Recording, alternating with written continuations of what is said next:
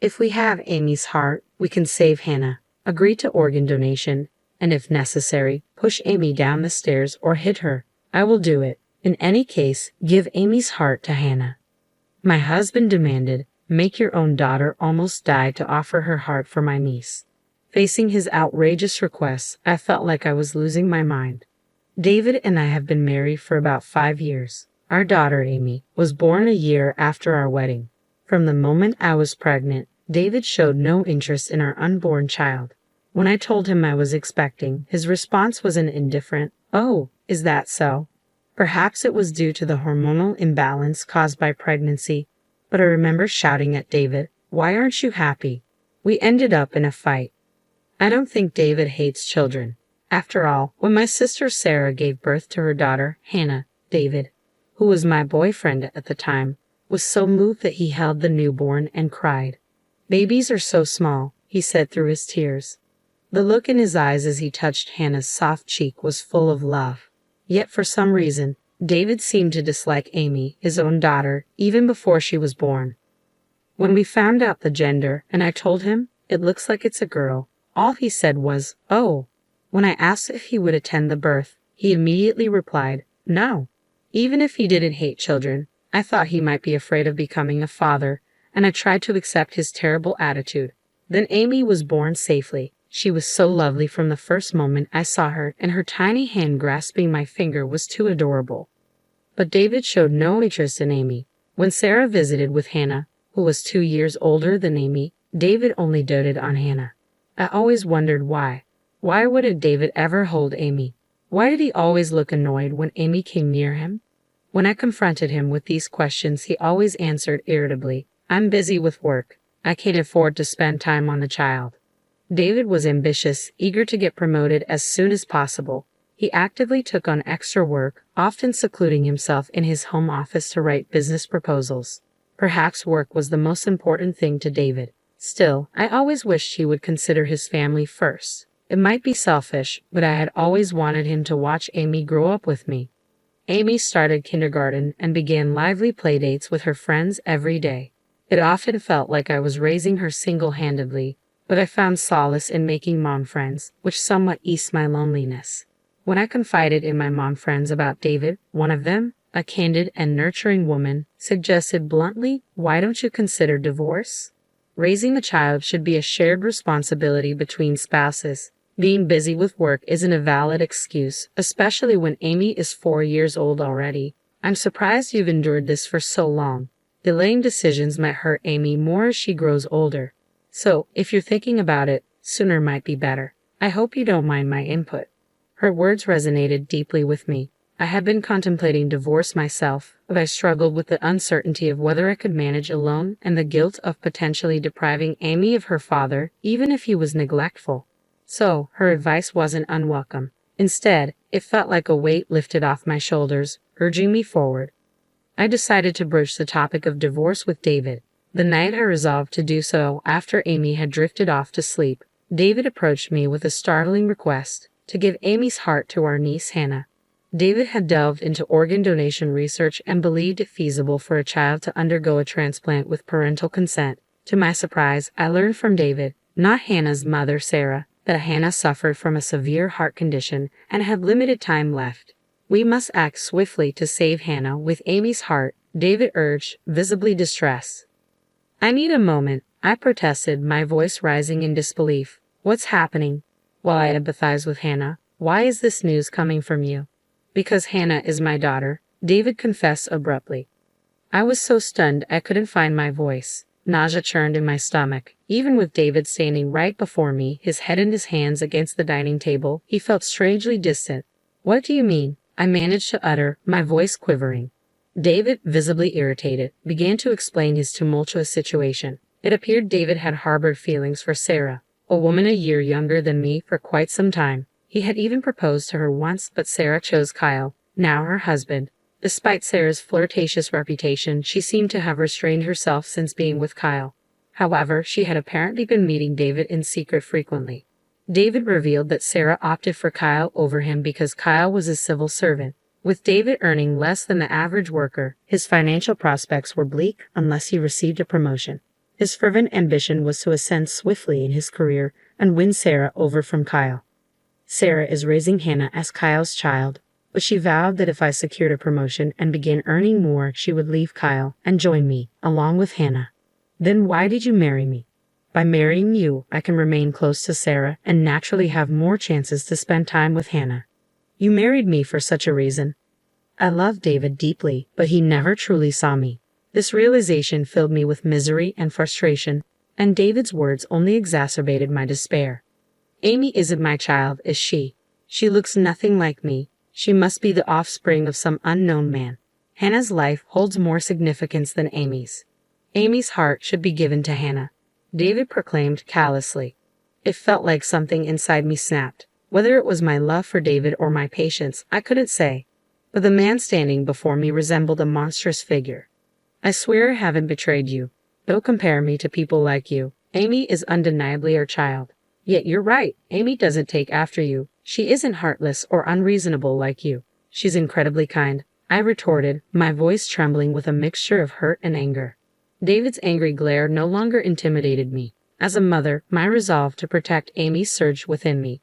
Recognizing the danger of remaining in that house, I made the decision to leave immediately, gathering only the essentials to avoid arousing David's suspicion, especially as he immersed himself in the project report crucial for his desired promotion to be with Sarah. I woke Amy from her slumber. She groggily asked, "What's happening?" Enveloping her in a tight embrace, I whispered, "Amy, we're saying goodbye to Dad. We're heading to Grandpa and Grandma's house. You may not see your kindergarten friends for a while, but can you be brave?" My urgency must have resonated with Amy, for she nodded in silent agreement, her voice laced with tension. Cradling Amy in my arms, I slipped out of the house silently and dashed towards the train station. Though I briefly considered taking the car, I dismissed the idea, fearing David might demand its return. Once aboard the train, Amy, exhausted, drifted off to sleep, and we reached the vicinity of my parents' home just before the last train departed.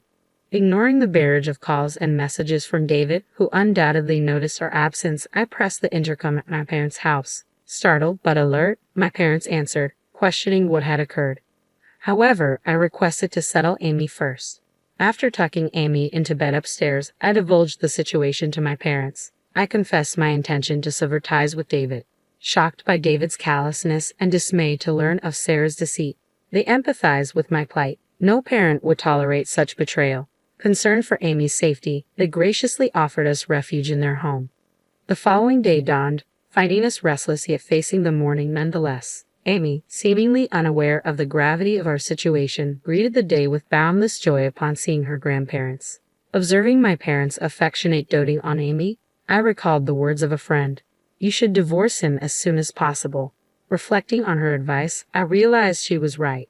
It dawned on me that David might have been plotting against Amy without my knowledge, a chilling thought that sent shivers down my spine.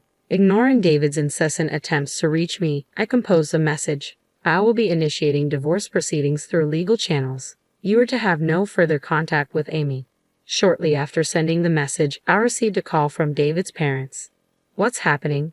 David just informed us out of the blue that you two are getting divorced. Is it true that an affair caused this, and Amy isn't biologically related to David? To counter David's attempts to enlist his parents' support and regain custody of Amy, I decided to reveal everything to them. Their initial disbelief prompted me to extend an invitation for them to join us at my parents' house that very day. Given their proximity, they agreed to come over. That evening, with my mother tending to Amy, I found myself in the living room alongside Sarah, Kyle, my father, and David's parents. Sarah appeared uneasy, while Kyle's demeanor betrayed his simmering anger. I had already briefed Kyle over the phone about the previous day's events and David's intentions, which likely fueled his visible frustration with Sarah.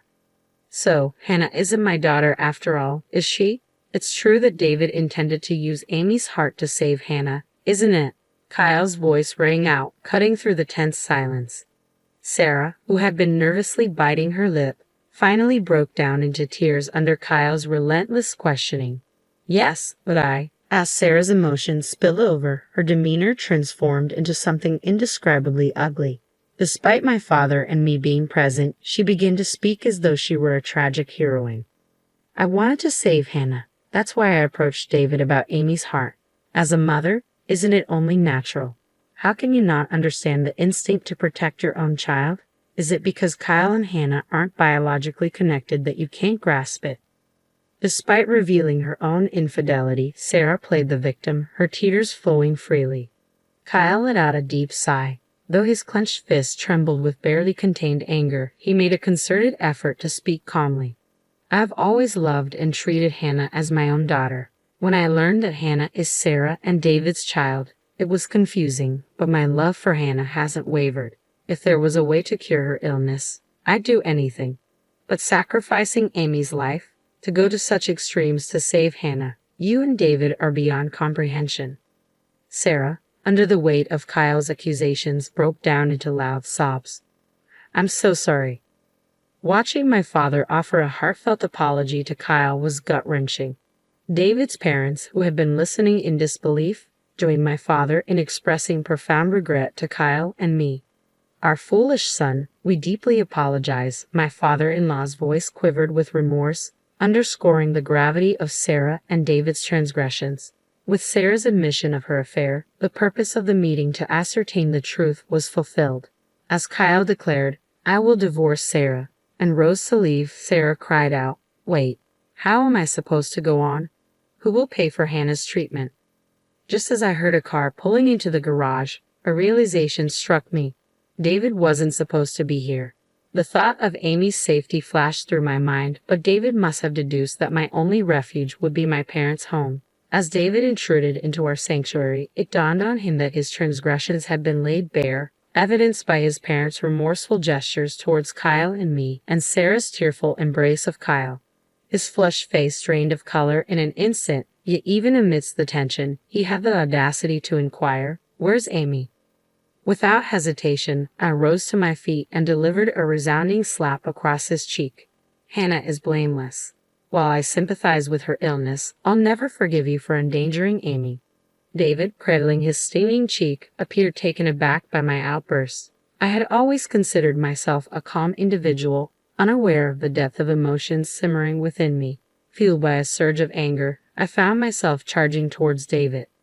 You're the only one guilty of infidelity. Amy is unequivocally our daughter. It's you and Sarah who have sunk to the lowest depths of humanity. Don't assume everyone is as morally bankrupt as you. My father's timely intervention halted my impulsive rush, allowing me to regain some semblance of composure. David, reeling from my verbal assault, exchanged bewildered glances with Sarah. Dislodged from Kyle's embrace, I stood alone, visibly shaken. David, I'm filing for divorce from Sarah. If you still wish to be with her, that's your choice. But know this, I'll never surrender custody of Hannah to monsters like you. Kyle's harsh, almost cursing tone seemed to instill fear in both Sarah and David. Consequently, they were expelled from their homes and disowned by their parents.